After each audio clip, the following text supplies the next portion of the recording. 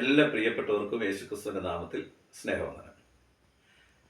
നമ്മെ അറിയുന്ന ഒരു ദൈവം ഉണ്ടെന്നുള്ളത് ഒരു മാജിക്കിലൂടെ നിങ്ങളെ മനസ്സിലാക്കി തരുവാനായിട്ട് ആഗ്രഹിക്കുന്നു. ഇവിടെ ചെറിയ 2 ബോക്സുകൾ, അതിൻ്റെ അടപ്പ്, നമ്പർ എഴുതിയിരിക്കുന്ന ഒരു ചെറിയ കട്ട. ഇത് ഞാൻ ആരോണിൻ്റെ കയ്യിലേക്ക് കൊടുക്കുകയാണ്. ഞാൻ കാണുന്നില്ല. ആരോൺ ഇഷ്ടമുള്ള നിലയിൽ ഈ ബോക്സിലേക്ക് ഈ കട്ട നിക്ഷേപിക്കും.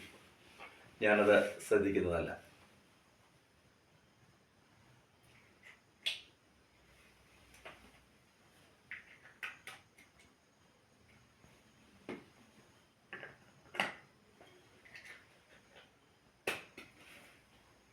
ഞാൻ കണ്ടില്ലല്ലോ.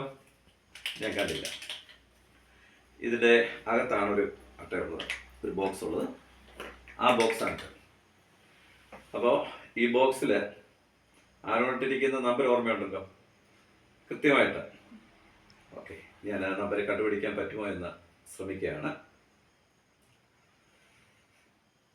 എന്നാ പറയട്ടെ.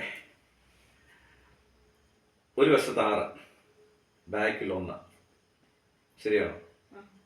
നമുക്ക് തുറന്നു നോക്കാം, സത്യമാണോ എന്ന് നമുക്ക് നോക്കാം. ഇതാ 6, 1. ഇത് മാജിക്കിലൂടെയാണ് നമ്മളിത് കണ്ടെത്തിയത്.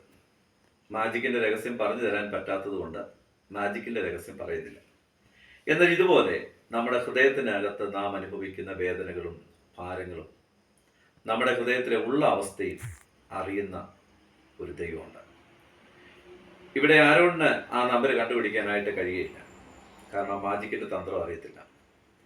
എന്നാൽ മാജിക്കിൻ്റെ ആ തന്ത്രം അറിയാവുന്നത് കൊണ്ട് ഞാൻ ആ നമ്പർ കണ്ടെത്തി എന്ന് പറഞ്ഞതുപോലെ നമ്മെ സൃഷ്ടിച്ച ദൈവത്തിന് നമ്മുടെ ഹൃദയത്തിൻ്റെ എല്ലാ അവസ്ഥയും നമ്മുടെ ഭാരവും ഞെരുക്കവും എല്ലാം അറിയുന്നു.